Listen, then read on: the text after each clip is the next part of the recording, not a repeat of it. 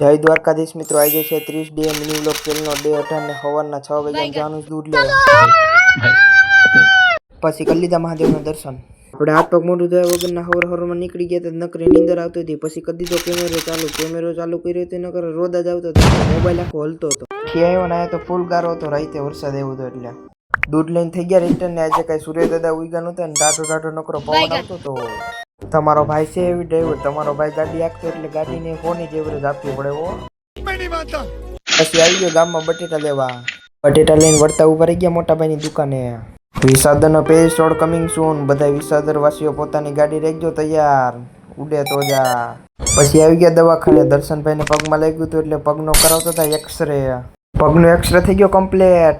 દવાખાના બહાર નીકળ્યા એટલે બધું સફાઈનું કામ ચાલુ હતું.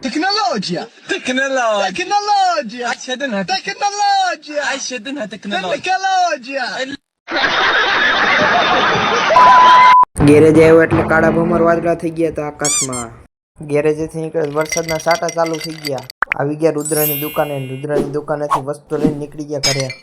પછી આવી ગયા આપણે મહાકાળી માના મંદિરે. આજનો થઈ ગયો મિની વ્લોગ પૂરો. જય દ્વારકાધીશ મિત્રો.